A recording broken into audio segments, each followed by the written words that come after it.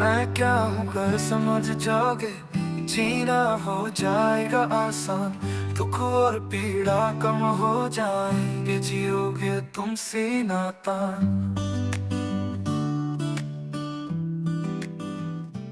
बाबा जी के प्रति कृतज्ञता अर्पित करते हुए विकल्प और अध्ययन बिंदु पुस्तक का पेज नंबर 20, मानवीय आचार, अखंड समाज व्यवस्था।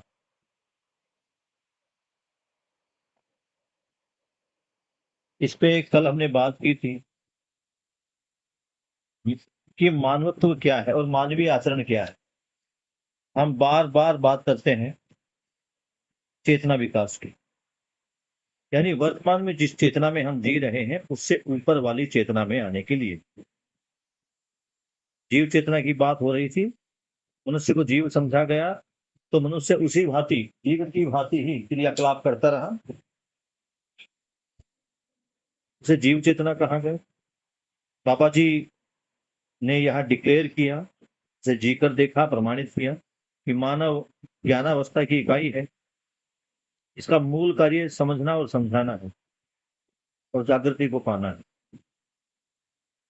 तो जागृति को पाने के लिए चेतना विकास एक बहुत ही जरूरी कदम था।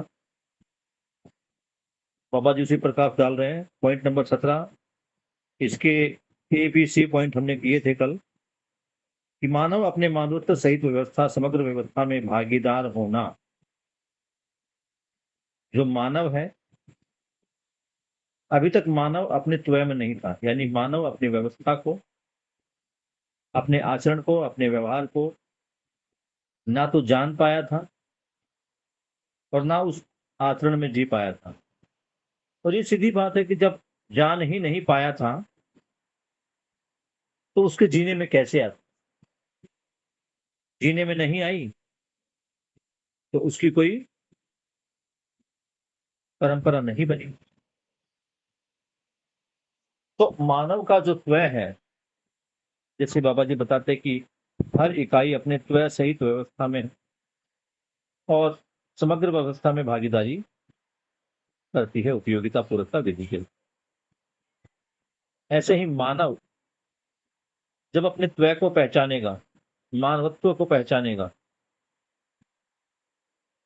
तो वो भी सभी अवस्थाओं में अपनी उपयोगिता पूर्वकता पूर्व अपनी भागीदारी निभाएगा। इसके लिए मानवीयतापूर्ण आचरण की बात बाबा जी ने बताई। ये जो मानवत्व है, इस मानवत्व में जो सबसे पहली चीज आती है वो मानवीयतापूर्ण आचरण। और इसमें बाबा जी ने 3 चीजों को बताया: मूल्य, चरित्र और नैतिकता।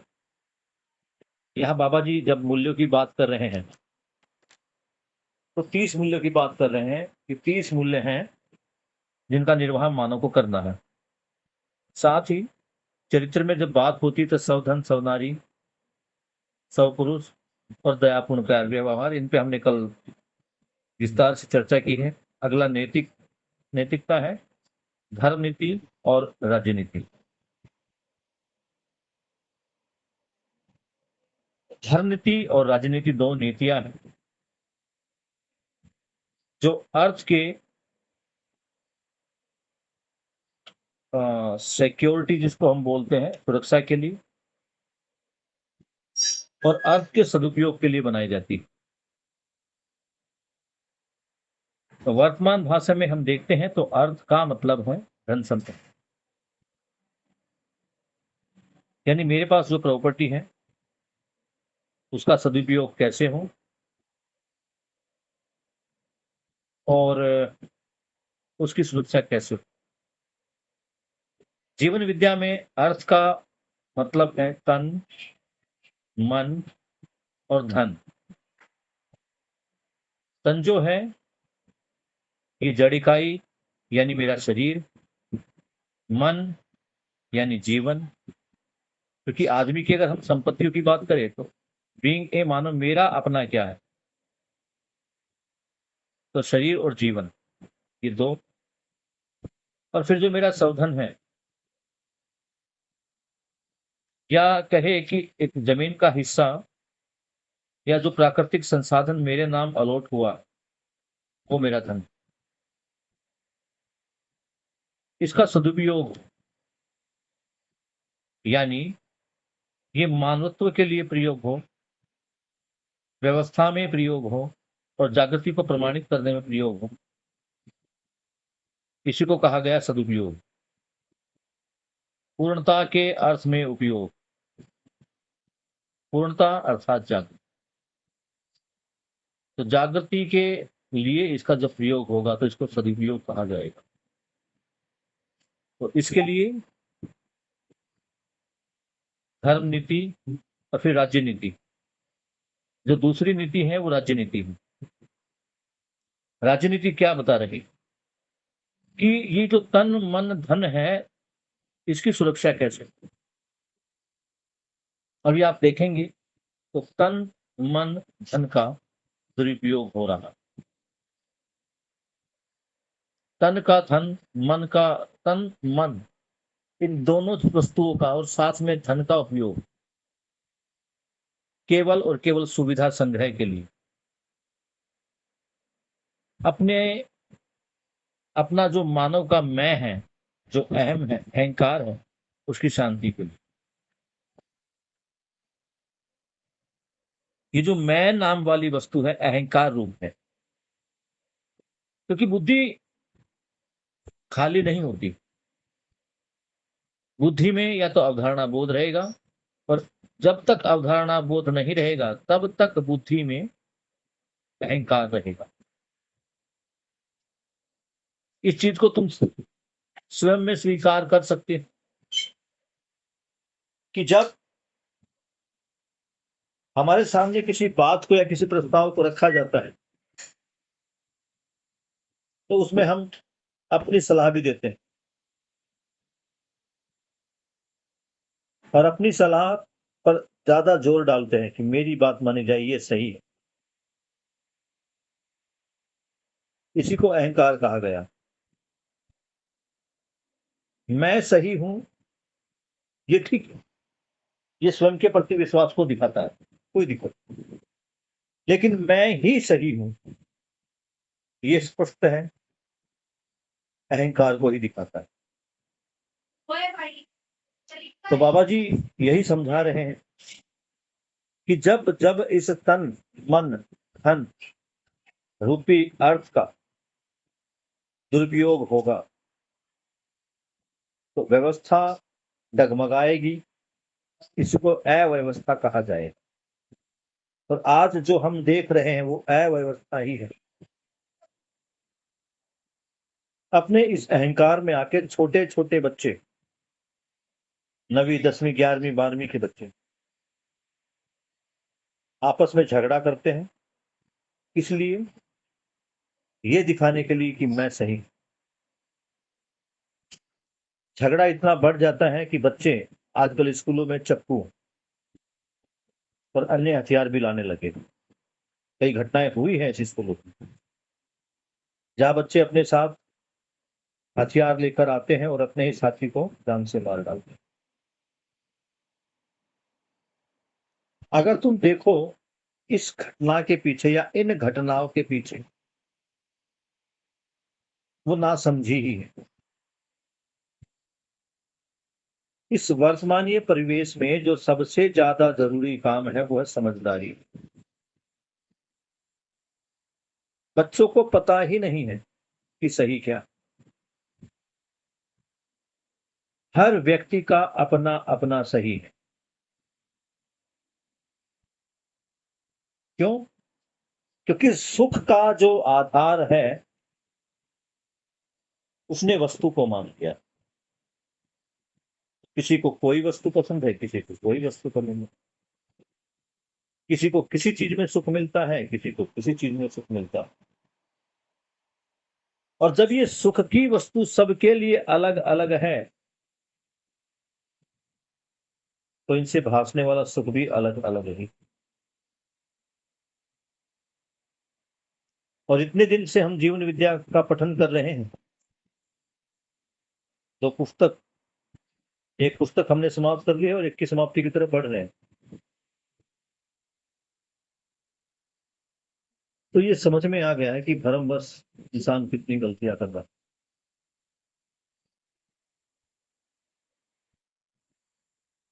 और सारी अव्यवस्था का जो कारण है ये मानवता भ्रम है।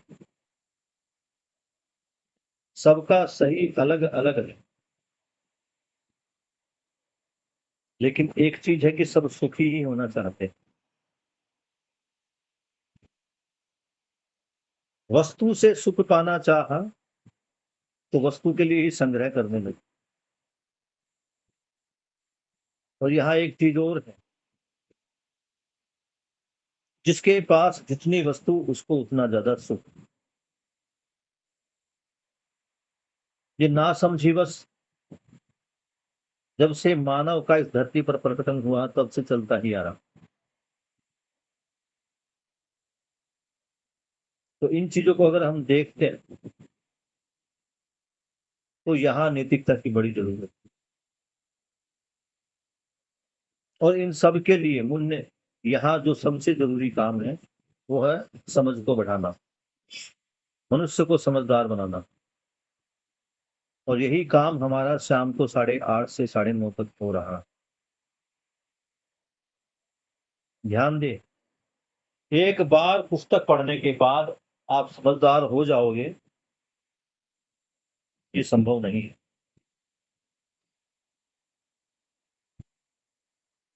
बच्चे के पैदा होने से लेकर और बच्चे के कमाने तक अगर इस पीरियड को हम देखें तो बच्चे लगभग 22 साल की उम्र में नौकरी लगते हैं, 21 में लग जाते हैं। यानी 6 साल की उम्र में उनका एडमिशन होता है और 15 साल पढ़ाई के। 15 साल वो समय है जब बच्चा स्कूल कॉलेज में बिताता है। उससे पहले भी बच्चा 5 साल तक घर में कुछ न कुछ सीख ही रहा होता है। तो ये प्रोसेस अगर उसके जीवन का 21वें साल में उसको नौकरी मिलती है और पैसा कमाने के लायक होता है, या ये कहे कि उसकी शिक्षा पूरी होती है और शिक्षा के बाद ये बिल्कुल भी कंफर्म नहीं है कि उसे नौकरी मिल जाएगी।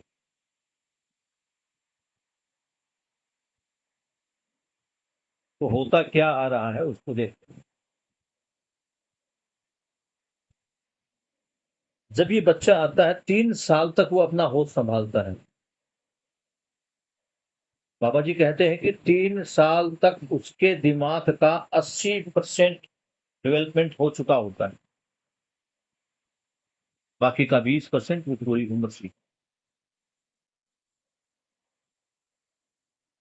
और स्टेप वाइज स्टेप वो आगे बढ़ता रहता है। इसके बाबा जी ने स्टेप लिखे, अनुकरण, अनुसरण और आज्ञा पालन, ये स्टेप है बच्चे के। तो हम जो बात करते हैं ना कि हर बच्चा अपने घर से झूठ बोलना और चोरी करना सीखता है, ये सही? क्योंकि इस समय में जब वो घर पर रहता है पहली क्लास में दाखिले से पहले, वो देख रहा है कि किस प्रकार उसकी माता जी फोन पर झूठ बोल रही है, किस प्रकार उसका पिता अपने ऑफिस में झूठ बोल रहा है। और फिर बच्चों को शिक्षा दी जाती है कि नहीं बेटा, झूठ बोलना गलत बात है। तो यहाँ बच्चे 2 चीज सीख रहे हैं। नंबर 1, झूठ बोलना गलत बात है, ये कहने के लिए बहुत अच्छी बात है, कहना चाहिए। लेकिन झूठ बोलना ये सही बात है क्योंकि मेरी मम्मी और मेरे पापा बोलते हैं।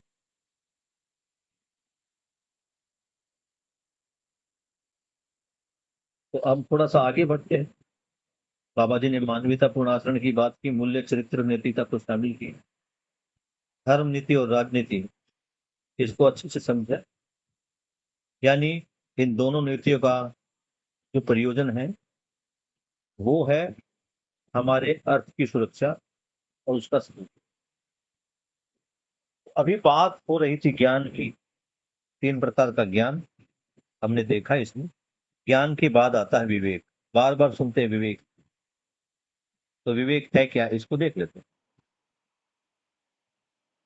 विवेक है जीवन का अमृतत्व, शरीर का नश्वरत्व और व्यवहार के नियमों का बोध। कि मानव ये समझ ले कि जड़ शरीर है, इसको नष्ट होना ही। जो जीवन है वो गठनपूर्ण परमाणु में चैतन्य इकाई है, वो कभी मर नहीं सकता। और मानव के साथ व्यवहार के कुछ नियम हैं, उन नियमों का पता होना चाहिए। जीवन विद्या में यही कह रहा है, कराया जाएगा। अभी जो मूल्य, चरित्र, नैतिकता आपने देखी, वो इसी के लिए। अगर अन्य शब्दों में देखा जाए तो इससे मानव का जो लक्ष्य है वो स्पष्ट होता है। ये जो जीवन का अमृत, शरीर का नश्वरत्व, व्यवहार के नियमों का बोध, इसी के चलते मानव सामाजिक, बौद्धिक और प्राकृतिक नियमों का पालन करते हुए इन तीनों परिवेश में अपने जीवन को जीता, या कहे कि अपने जीवन को प्रमाणित करता है। तो एक प्रकार से देखा जाए तो विवेक में लक्ष्य निर्धारित होता है। किसका लक्ष्य? जागृति का लक्ष्य। कैसे? सामाजिक, बौद्धिक और प्राकृतिक नियमों का पालन करते हुए। फिर बात आती है विज्ञान की। अपनी एक बार विज्ञान की किताब को खोलकर देखते हैं। विज्ञान के अंदर हम प्रैक्टिकल करते हैं, तो उस प्रैक्टिकल में यानी कितनी देर बाद, कितने टेम्परेचर पर, कितना पानी गर्म करने से वो पूरी तरह भाप बन जाएगी। तो यहाँ जुड़ी समय अवधि, काल। काल क्या है? हमने पीछे डिस्कस किया था कि काल है हमारा शरीर या हमारी। तो यहाँ पर एक फिर देख लेते हैं। काल है क्रिया की अवधि। यानी साइंस में अगर देखें तो कोई काम कितनी देर में होता है, कोई प्रक्रिया कितनी देर में पूरी होती है, उसी को कहा जाता है काल या समय। तो विज्ञान क्या है? वो कालवादी है, यानी हर क्रिया का एक काल है। दूसरा क्रियावादी है, यानी विज्ञान में कोई ना कोई क्रिया हो रही। हमने विकास को देखा। दूसरा है निर्णयवादी, यानी जो हमने क्रिया की उसमें कितने समय बाद क्या निर्णय निकला।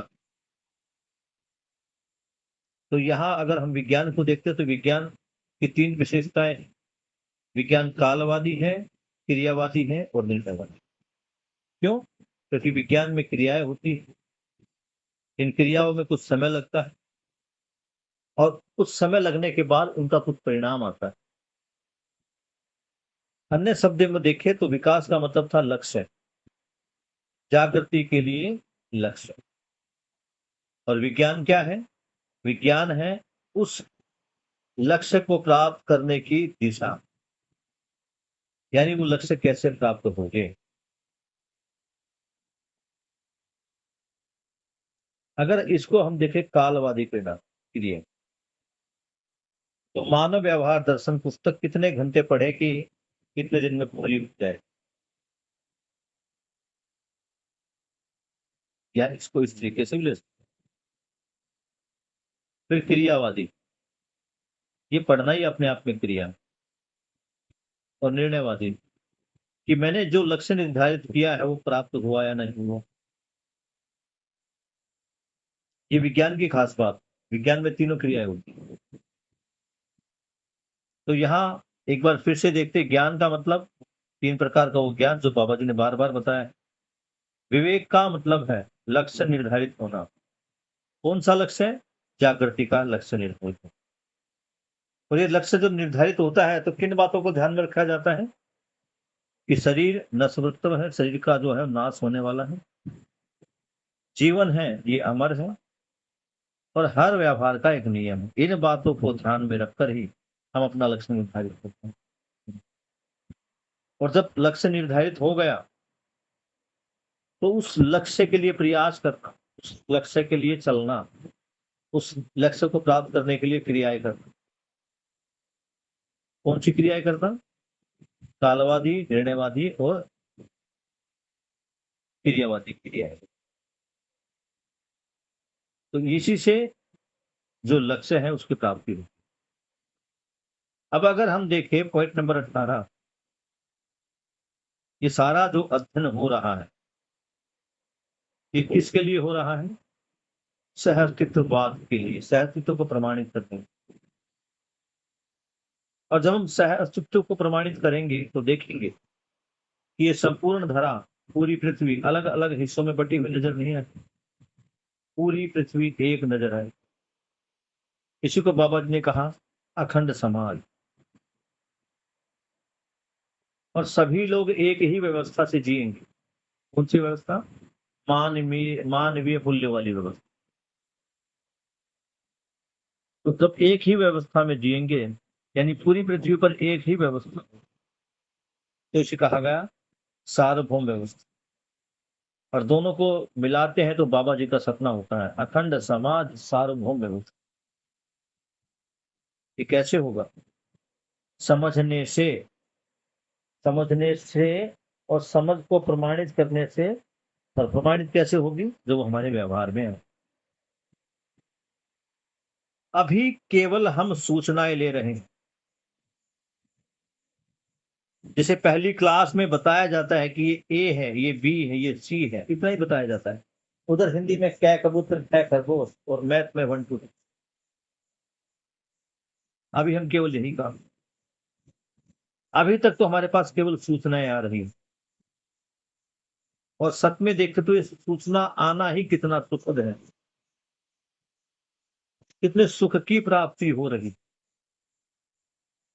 ये सोच कर कि मेरे द्वारा मानवीय मूल्यों का पालन किया जाए, मैं न्याय धर्म सत्य के साथ जी पाऊं, कैसा लगता है?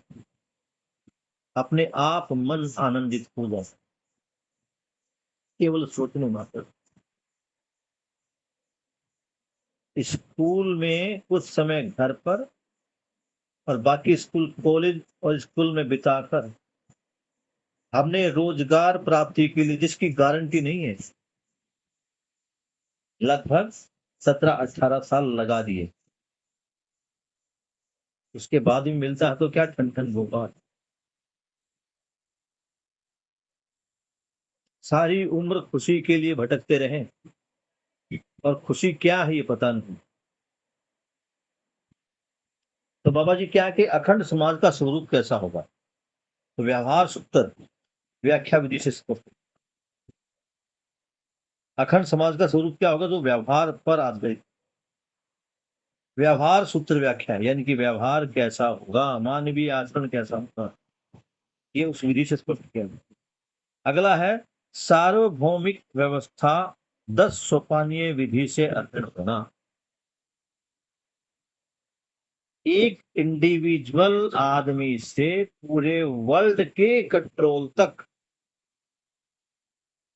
एक व्यवस्था चलाई जाएगी जिसका नाम है 10 सोपानीय व्यवस्था। इसको अगर देखा जाए तो 10 की पावर 1, अगली व्यवस्था में 10 की पावर 2, उससे अगली 10 की पावर 3, 4, 5, 6, 7, 8, 9 और 10। ये है 10 सोपानीय व्यवस्था। और अब ये जो बार बार मैं कह रहा हूं 10 की पावर 1, 10 की पावर 2, ये 10 क्या? ये 10 है परिवार के सदस्यों की संख्या। एक परिवार में, ये इंडिविजुअल आज वाला परिवार नहीं कि एक परिवार में हस्बैंड वाइफ एक बच्चा, दूसरे परिवार में उसी की मम्मी बेटा पापा, तीसरे परिवार में उसकी बहन और पति, उसका पति और उसका एक बच्चा, चौथे परिवार में उसी का एक भाई और एक बहन। ऐसे नहीं, ये 4-5 परिवारों की गणना ऐसे नहीं होती। यहाँ परिवार का मतलब है मिनिमम 10 लोग, मैक्सिमम। जैसे कम ज्यादा ऊपर नीचे हो सकते हैं, दूसरे परिवारों में काउंट हो जाते हैं, इसमें एक या दो कम ज्यादा चलता है। तो यहाँ से जो व्यवस्था बनती है परिवार की कि एक परिवार में 10 सदस्य, और वो भी 3 पीढ़ियों में, दादाजी, पिताजी और पोताजी, ये 3 पीढ़ियां एक साथ जब काम करेगी तो इनसे बनेगा एक परिवार। ऐसे 10 परिवारों से एक परिवार सभा, फिर मोहल्ला, फिर ग्राम, फिर ग्राम सभा, फिर राष्ट्र, फिर अंतरराष्ट्र। इस प्रकार लेकर ये 10 सोपान है। 10 सोपान का मतलब सीढ़ियां, ये 10 सीढ़ियां, और हर सीढ़ी में 10 का योग हो। हर सीढ़ी का मतलब क्या है? 10, और उन 10 में से एक उनका प्रतिनिधि, फिर अगली सीढ़ी, फिर 10, फिर उनमें से एक प्रतिनिधि, फिर 10, एक प्रतिनिधि। तो इस प्रकार ये जो व्यवस्था है इसको बोला गया 10 सोपानीय व्यवस्था। आगे देखते हैं परिवार के स्वरूप में। परिवार में क्या चाहिए भैया? परिवार के स्वरूप में वैभव क्या, यानी परिवार का वैभव क्या है? तो बाबा जी परिवार का वैभव क्या बता रहे हैं? समाधान, संपन्नता और समृद्धि। परिवार जिसमें 10 सदस्य हैं, हर सदस्य समाधानित हो, और वो परिवार मिलकर अपनी आवश्यकताओं से अधिक वस्तुओं का उत्पादन कर रहे हैं, इसको कहा गया समृद्धि, संपन्नता। तो परिवार के रूप में देखते हैं तो परिवार का एक वैभव होता है, और उस वैभव में 2 चीजों को शामिल किया जाता है। अगला है अखंड समाज के रूप। तो एक परिवार की दृष्टि, जब मैंने एक परिवार की दृष्टि से देख, तो एक परिवार को क्या चाहिए? हर व्यक्ति में समाधान है, यानी सभी व्यक्ति उस परिवार के समझे हुए हैं। और दूसरा, उसमें समृद्धि का होता है। लेकिन जब हम इसको अखंड समाज के रूप में देखते, पूरे समाज में क्या चाहिए? पूरे समाज में सबसे पहले स्तर पर जो चाहिए वो चाहिए समाधान। दूसरे स्तर पर यानी परिवार के स्तर पर चाहिए वो चाहिए समृद्धि। तीसरा है समाज या राष्ट्र के उस पर हमें क्या चाहिए? वो चाहिए हमें अभय। अभय अर्थात भय से मुक्त। और इस अखंड समाज में क्या चाहिए? इसमें चाहिए सहअस्तित्व, यानी सब एक साथ मिलजुल कर रहे। 21, अभी हम बात कर रहे हैं अखंड समाज के रूप। अखंड समाज की हम परिकल्पना कर रहे हैं, उसका चित्रण कर रहे हैं। तो इसके लिए बाबा जी क्या बता रहे हैं? क्योंकि मानव 4 आयामों में जीता है। अगर देखें तो 5, पहला स्वयं में, फिर परिवार में, फिर समाज में, राष्ट्र में और अंतरराष्ट्र। तो उनमें व्यक्तिगत रूप पे समाधान, फिर परिवार पे समृद्धि, समाज और राष्ट्र में अभय, और अंतरराष्ट्र में शांति। ध्यान दिया। अब पॉइंट नंबर 21 का, अब हम आ गए पेज नंबर 21 पर ही। पॉइंट नंबर 21 का सेकंड दौर, मानव जाति एक, धर्म एक। पहले क्या कहा है और अभी तक क्या माना जा रहा है और क्या हम समझते हैं कि मानव जाति तो एक। कौन सी जाति? हम कौन सी जाति के? मानव जाति। लेकिन सबका धर्म अनेक। तो ये कथन भी था कि मानव जाति एक, धर्म अनेक। ये भ्रमित अवस्था का कथन। बाबा जी क्या कहते हैं? मानव जाति एक और धर्म भी एक है, यानी हर मानव का एक ही धर्म है। और वो क्या है? वो धर्म है सुख, शांति, संतोष, आनंद। हर मानव सुखी होना चाहता, तो ये सुखी होना मानव का धर्म। पॉइंट नंबर 3, सर्वतोमुखी समाधान, धर्म में जीने का बोध। सर्वोत्तमुखी समाधान यानी नीचे से ऊपर तक हर कोई समाधानिक बोध है। तो इससे क्या होगा? ये समाधान धर्म में जीने का बोध होगा। सर्वोत्तम के जो समाधान है वो धर्म में, यानी मानव अपने धर्म के साथ जी रहा। धर्म मतलब अपनी तरह सही जो व्यवस्था उसके साथ जी रहा। कब होगा? जब मानव जाति एक होगी और धर्म होगा। तभी तो कहते हैं ना बाबा जी, धर्म सफल हो। कौन सा धर्म सफल हो? मानव धर्म सफल हो। मानव धर्म क्या है? सुख शांति संतोष। ये जीवन का है वैसे, लेकिन मानव का क्या है? समाधान समृद्धि अभय। तो सर्वोत्तमुखी समाधानित होने का ये तरीका बाबा जी ने बताया। यही अखंड समाज का सूत्र। अखंड समाज का मतलब पूरा समाज एक कब हो पाएगा? जब सर्वोत्तमुखी समाधान और व्यक्तियों को धर्म में जीना आ जाए। फिर मानव धर्म क्या? मानव धर्म सुख। सुख से क्या है? समाधान।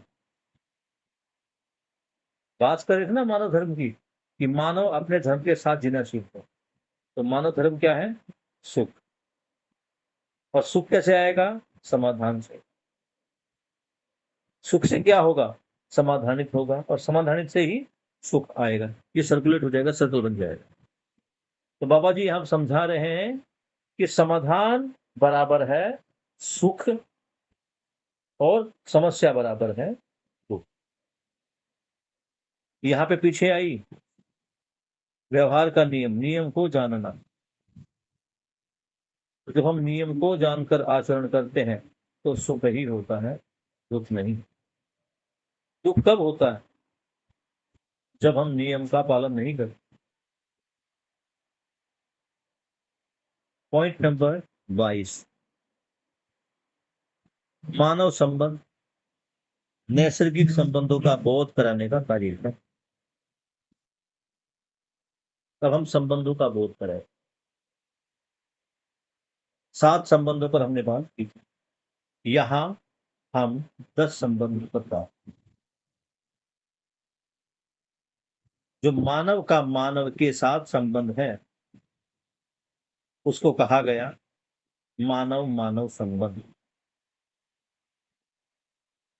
7 संबंधों पर बात की थी। किस किस को ध्यान है? कितने संबंध होते हैं मानव में?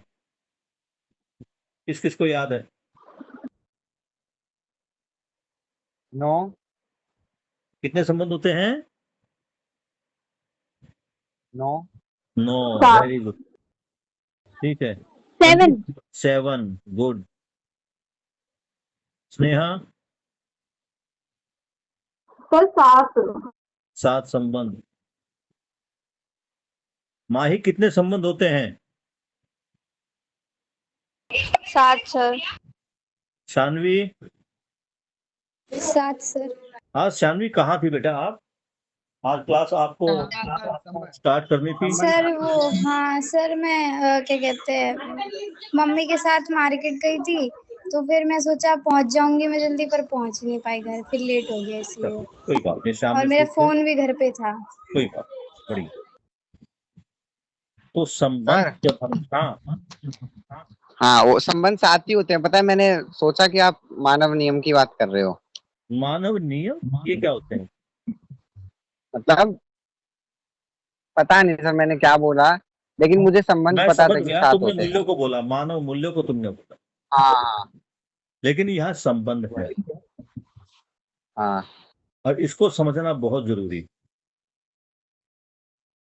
तो जब मैं अपने चारों तरफ देखता हूं तो मुझे एक तो ज्ञाना अवस्था ही दिखाई देती, यानी मानव। और मानव के अलावा बाकी की 3 अवस्थाएं, जिसको हम बोलते हैं शेष प्रकृति। तो मानव का जब मानव के साथ संबंध होते हैं तो ये 7 होते हैं। इसके अलावा मानव का प्रकृति के साथ भी संबंध है। ये 3 संबंध है। इन्हीं संबंधों को नैसर्गिक या प्राकृतिक संबंध बोलते हैं। और ये 3 क्यों है? तुम ध्यान से देखोगे तो 4 अवस्थाएं, पदार्थावस्था, प्राण अवस्था, जीव अवस्था, और चौथी अवस्था है ज्ञान अवस्था। ज्ञान अवस्था मतलब मानव और मानव का संबंध। और जब मानव और मानव के संबंध की बात करती है तो 7 संबंध निकल के आते हैं।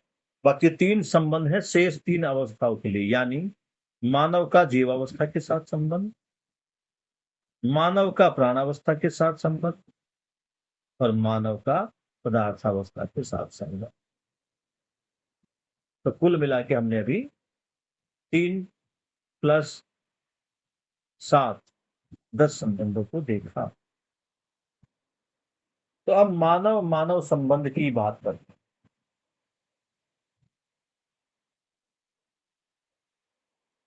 इसमें समय लगेगा, तो अभी मैं मानव मानव संबंध ना कराकर नैसर्गिक संबंध करा देता।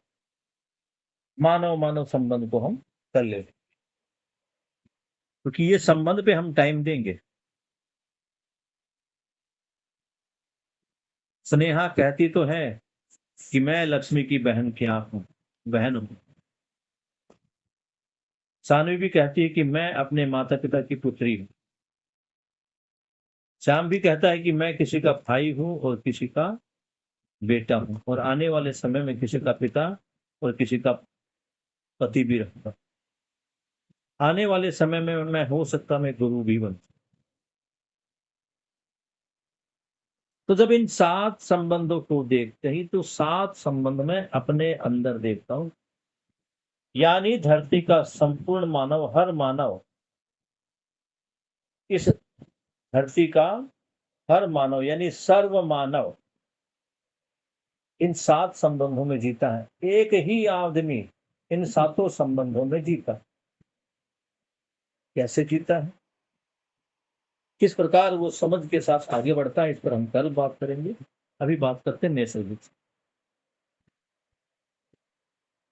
जब हम सहस्तित्व दर्शन को कर रहे थे, मैं तुम्हारा ध्यान शिविर की तरफ लेके जाऊंगा, जो भी आपने शिविर किया। उस शिविर के अंदर सबसे पहला जो चैप्टर है वो है अस्तित्व दर्शन, यानी प्रकृति की 4 अवस्थाएं, ऊपर अस्तित्व और नीचे समाज। हम एक ऐसा 8 जैसा बना देते थे। यहाँ बीच में मानव एक इधर से घूम रहा है और नीचे से परिवार, समाज, ऊपर राष्ट्र। तो ये पूरा 8 बनता है। इसको महेश भाई और देवेंद्र भाई बोलते हैं 8 समझ में आ गया। ये 8 समझ में आ गया। इस 8 का समझ में आने का मतलब अस्तित्व दर्शन ज्ञान होना। जब हम उस 8 को समझ रहे थे तो देख रहे थे कि प्राणावस्था और पदार्थावस्था, इन दोनों का आपस में संबंध है, इन दोनों के बीच में लेन देन हो रहा है, और दोनों अपने त्वय सहित व्यवस्था में होते हुए अपने से अगली व्यवस्था, अगर हम पदार्थावस्था को देखें, अपने आप में व्यवस्थित है और अपने से अगले वाली व्यवस्था में भागीदारी देती। यानी पदार्थ को देखते हैं। मैं बार बार एक ही तुम्हारे लिए एग्जाम्पल उठा के ले आता हूं क्योंकि इसको समझना आसान है। हाइड्रोजन और ऑक्सीजन, इन्हीं से पानी बना। तो ये तो तुम देख रहे हो पदार्थावस्था में हाइड्रोजन और हीलियम अपने त्वय सहित व्यवस्था में है और पानी का निर्माण कर रहे, और पानी भी अपने त्वय सहित व्यवस्था में है। त्वय सहित व्यवस्था का मतलब है तुम दुनिया में कहीं से भी पानी उठा के देख लो, तुम्हें उस पानी में H2O ही मिलो। नदी का पानी, नाले का पानी, नाली का पानी, गंगा का पानी, छोटे तालाब का पानी या समुद्र का पानी, सब में H2O ही। इसे कहते हैं व्यवस्था में, त्वय सहित व्यवस्था में होना। तो ये पदार्थावस्था त्वय सहित व्यवस्था में तो है ही, अगले वाली व्यवस्था यानी जो अभी पदार्थावस्था है उसके बाद जो प्राणावस्था आती है उसमें महत्वपूर्ण भूमिका निभा रही है। क्यों? क्योंकि दोनों ने पदार्थावस्था में मिलकर पानी बना दिया।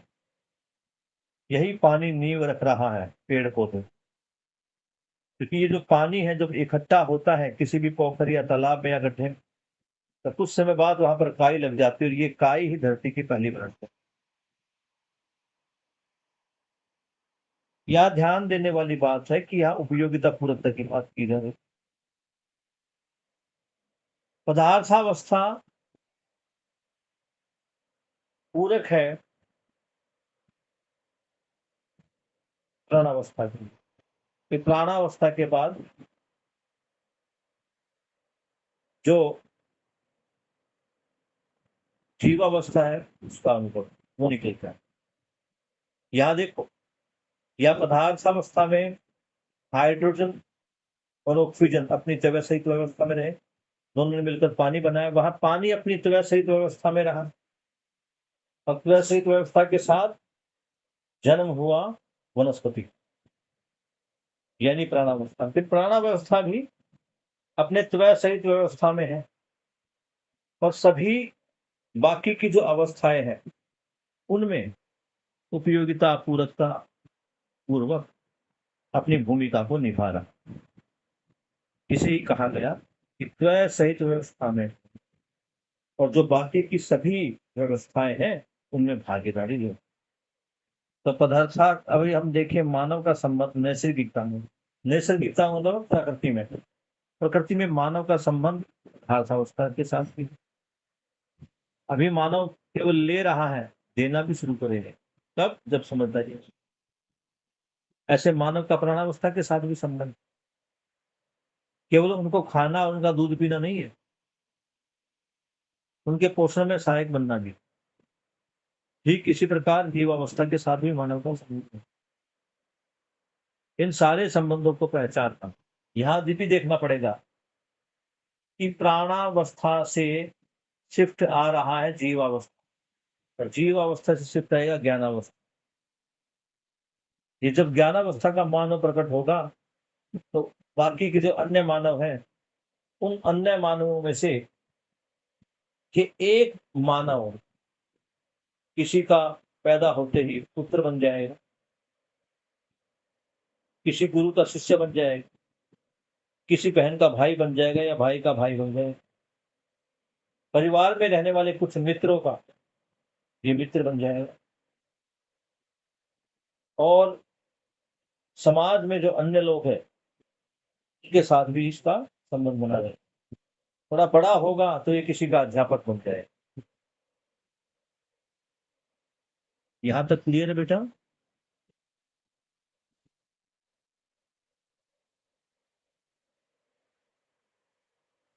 आज हमने पेज नंबर 21 के पॉइंट नंबर 22 के नैसर्गिक संबंधों तक पढ़ा। कल हम मानवीय संबंधों को समझेंगे। मुझे लगता है कि कल की शायद पूरी क्लास इन मानवीय संबंधों के साथ की पूरी होगी। और अगर संबंधों को ढंग से समझना, अच्छे से समझना, तो 2 क्लासें भी हो सकती है। पॉइंट नंबर 22 के इस मानव संबंध के लिए, तो इसमें हम मानव संबंधों को जब देखेंगे तो पॉइंट नंबर 22, 23 और 24, तो यहां तक हम मानवीय संबंधों को समझेंगे। इन मानवीय संबंधों को समझकर इसमें व्यवहार कैसा करना है, क्योंकि सारा काम तो व्यवहार का। आज तक मानव का व्यवहार ही निर्धारित नहीं होता, इसीलिए इतना। तो हम बात करेंगे मानवीय व्यवहार। तो कल हमारे पास रहेगा मानव संबंध, और इन संबंधों में जो अपेक्षाएं वो क्या है, माँ क्या चाहती है, बेटा क्या चाहता है, भाई क्या चाहती है, बहन क्या चाहती है, उनके बारे में कल इसमें अच्छा हम चर्चा। आज मेरी थोड़ी तबीयत खराब रही है, सर फटने को था, लेकिन क्लास लेनी थी, मुझे बैठे बैठे काफी दर्द बना हुआ। तो आज की इस कक्षा को हम यहीं पर समाप्त करते हैं। किसी बच्चे को कोई सवाल है तो नोट कर लेना, कल हम डिस्कस कर लेंगे। बाबा जी के प्रति, अपने सभी पूर्वजों के प्रति, सभी गुरुओं के प्रति, और अभी जहां हम जिस अवस्था में हैं उस अवस्था तक लाने वाले सभी सहयोगियों के प्रति कृतज्ञता अर्पित करते हुए हम आज का पठन यहीं पर समाप्त करते हैं। Good night.